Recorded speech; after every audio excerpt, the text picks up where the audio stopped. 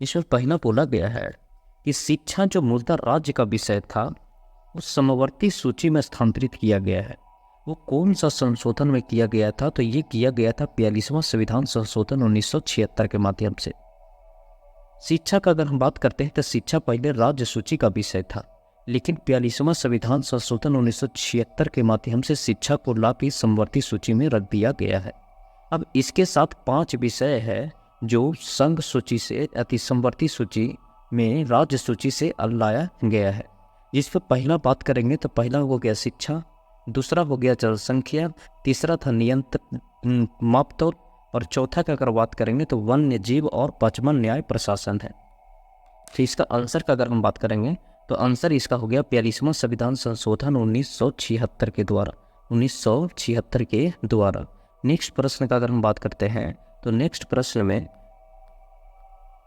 भारतीय संविधान में संशोधन का प्रावधान, तो संशोधन का प्रावधान आर्टिकल नंबर हुआ था 368 से, 368 से। और भारतीय संविधान का जो संशोधन दिया गया था वो लिया गया था साउथ अफ्रीका से। कहाँ से लिया गया था? तो साउथ अफ्रीका से ये संशोधन दिया गया था। अगले प्रश्न देखेंगे 3 नंबर। 3 में बोला गया है कि भारत में पंचायती राज संस्थान अपनी कोष मुक्तता प्राप्त करता है। तो अगर भारतीय पंचायती राज का अगर हम बात करेंगे तो भारतीय पंचायती राज अपना कोष जो प्राप्त करता है वो सरकारी अनुदानों से प्राप्त करता है। किसे प्राप्त करता है? तो सरकारी अनुदानों से प्राप्त करता है। किसे प्राप्त करता है? तो सरकारी अनुदानों से। अब भारतीय पंचायती राज का अगर हम पंचायती का अगर बात करेंगे तो पंचायती जो हुआ था संशोधन 73वां संविधान संशोधन 1992, और ये अस्तित्व में कब आया था? तो अस्तित्व में 1993 में आया था। ठीक है, नेक्स्ट देखेंगे। स्वतंत्र भारत का प्रथम गवर्नर जनरल का अगर बात करेगा तो स्वतंत्र भारत का प्रथम गवर्नर जनरल था लॉर्ड माउंटबेटन थे। कौन थे? लॉर्ड माउंटबेटन थे। लेकिन वही स्वतंत्र भारत का प्रथम गवर्नर जनरल, स्वतंत्र भारत का अंतिम गवर्नर जनरल का बात करेगा तो सी राजगोपालाचारी थे। सी राजगोपालाचारी थे। अगले प्रश्न देखेंगे। भारत का संविधान अंगीकृत हुआ था और अस्तित्व में कब आया? तो अंगीकृत और अस्तित्व में देखते हैं तो अंगीकृत जो हुआ था 26 नवंबर 1949 को हुआ था। 26 नवंबर 1949 को हुआ, 26 नवंबर 1949 को। अगर अस्तित्व का बात करते हैं तो अस्तित्व आया था 26 जनवरी 1950 में अस्तित्व में आ गया था। 26 जनवरी 1950 अस्तित्व में आ गया। तो इसका राइट आंसर का अगर हम बात करेंगे तो सही आंसर इसका है ऑप्शन नंबर ए। सेकंड देखते हैं।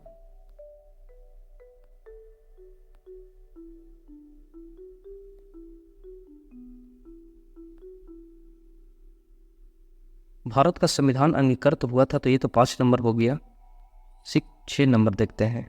तो 6 नंबर का अगर हम बात करते हैं तो 6 में बोला गया कि भारत के संविधान को किसने अंगीकृत किया था? तो भारत के संविधान को अंगीकृत करने में जाता है संविधान सभा में। संविधान सभा में भारत की जनता के प्रतिनिधियों ने किया था। संविधान सभा में जनता के प्रतिनिधियों ने किया था। अगले प्रश्न देखेंगे 7 नंबर। संविधान बनने में संविधान सभा ने कितना समय लिया था? तो संविधान बनने में समय का अगर हम बात करेंगे तो समय 2 वर्ष 11 माह और 18 दिन का समय लगा था। कितना? तो 2 वर्ष 11 माह और 18 दिन का समय लगा था। अगले प्रश्न बोला है संविधान के अनुच्छेद 352 के अंतर्गत आपातकाल में कौन सी मौलिक अधिकार निलंबित नहीं किया जा सकता है? तो अगर हम निलंबित का अगर हम बात करते हैं तो निलंबित राष्ट्रपति करते हैं, और राष्ट्रपति जब 3 आपातकाल लगता है, एक लगता है तो राष्ट्रीय आपातकाल, दूसरा राष्ट्रपति शासन लगता है, और तीसरा वित्तीय आपातकाल लगता है। इसमें मौलिक अधिकार में 20 और 21 नहीं हटता है, ये लगा ही रहता है और बाद बाकी मौलिक अधिकार समाप्त हो जाता है। तो अगर 20 और 21 का अगर हम बात करेंगे तो 20 और 21, ये बताइए समता का अधिकार खत्म हो जाता है, भाषण या व्यक्ति का स्वतंत्रता भी खत्म हो जाता है, और उसी तरीक़े से अगर हम बात करेंगे तो जीवन का अधिकार है। जीवन का अधिकार का अगर बात करेंगे तो जीवन का अधिकार क्या रहता है? तो जीवन का अधिकार नहीं हटता है, जीवन का अधिकार नहीं हटता है, ये 21 से जुड़ा हुआ है और ये बना हुआ रहता है। ठीक है, अगले प्रश्न देखेंगे।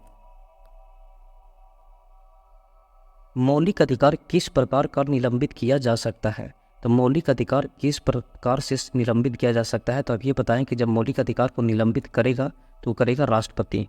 तो कौन करेंगे? तो राष्ट्रपति निलंबित कर सकते हैं।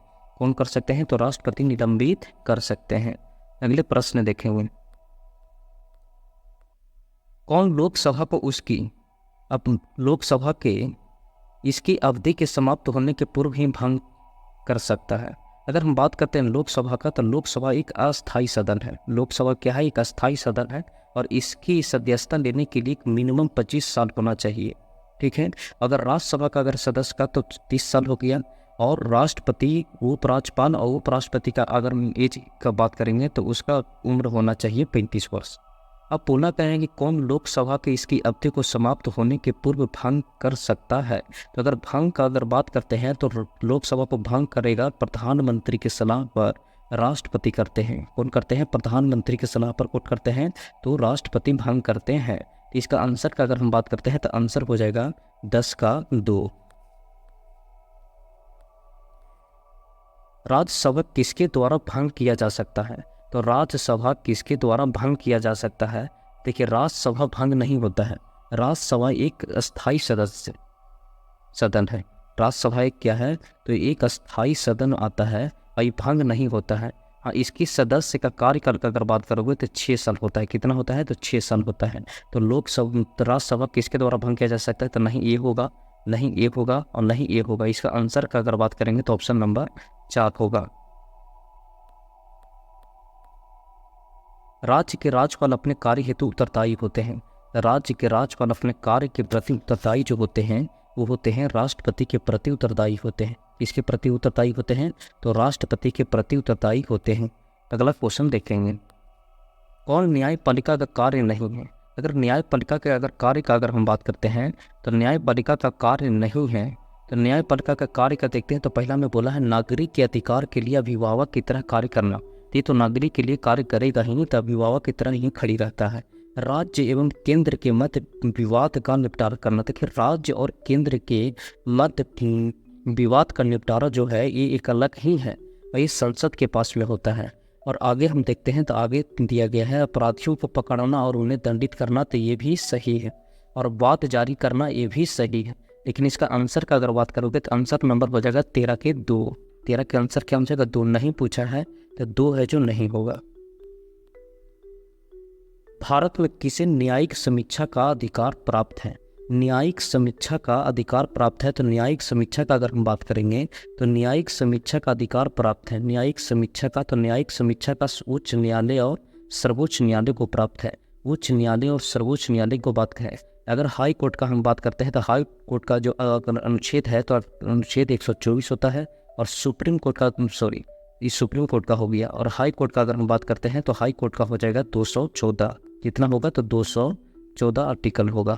आगे देखते हैं, एक नागरिक के मौलिक कर्तव्य में शामिल है। तो एक नागरिक के मौलिक कर्तव्य में शामिल है, तो बताते हैं मौलिक कर्तव्य का अगर हम बात करते हैं तो मौलिक कर्तव्य देखिए, तो मौलिक कर्तव्य का अगर हम देखिएगा तो मौलिक कर्तव्य भाग नंबर देखिए।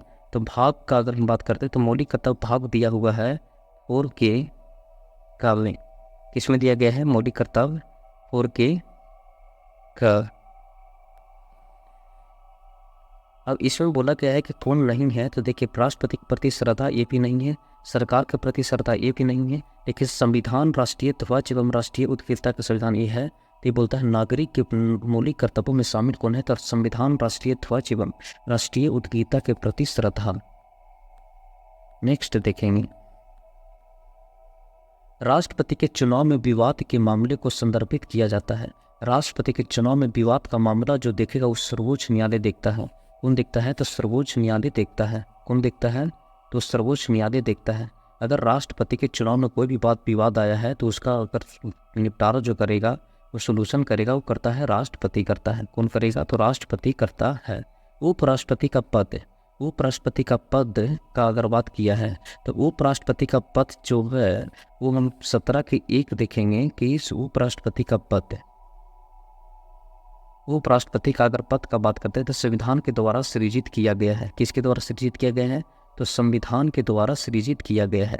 संविधान के द्वारा सृजित किया गया है। मंत्रिमंडल के सदस्य को राष्ट्रपति बर्खास्त कर सकता है। तो ये तो बताएं, पिछले वर्ग में क्वेश्चन था कि मंत्रिमंडल के अगर सदस्य को बर्खास्त करना है तो प्रधानमंत्री की संस्तुति ही, मतलब प्रधानमंत्री के सलाह से ही उसको करना पड़ेगा। लोकसभा के सदस्य के लिए एक उम्मीदवार की आयु कम नहीं होनी चाहिए। लोकसभा का अगर हम सदस्य का कार्यकाल बात करते हैं तो मिनिमम होता है 25 साल। 25 साल से ऊपर चाहिए तो 25 साल से नीचे नहीं होनी चाहिए। तो नीचे का अगर बात करते हैं तो नीचे 21 साल दिया है तो ये नहीं होगा, बाद बाकी होगा। ठीक है। अगर हम राज्यसभा का अगर बात कर रहे हैं तो 30 साल होता है। राष्ट्रपति हो या उपराष्ट्रपति हो या राज्यपाल हो, उसका जो एज होता है वो मिनिमम 35 साल होता है। राज्यसभा के लिए 30 साल होता है और इसका प्रति लोकसभा का अगर मिनिमम बात करोगे तो 25 साल होता है, लेकिन 21 साल होता है जो ये होता है मुखिया का, जो पंचायती में, तो ये मुखिया की एज क्राइटेरिया है। 20 में बोला गया है कि छत्तीसगढ़ राज्य की स्थापना किस वर्ष हुआ था। अगर छत्तीसगढ़ का अगर हम बात करते हैं तो छत्तीसगढ़ का जो हुआ था स्थापना 2000 में हुआ था। और इसी समय बिहार से झारखंड भी अलग हुआ था। बिहार से झारखंड अलग हुआ था, फिर यूपी से उत्तराखंड अलग हुआ था, यूपी से उत्तराखंड अलग हुआ था। तो ये भी हुआ था 2000 ईस्वी में। कब हुआ था? तो 2000 ईस्वी में। आज यहीं तक छोड़ते हैं। इसके आगे सेशन पार्ट 2 भी लेके आएंगे जो 20 प्रश्न का सेशन रहेगा।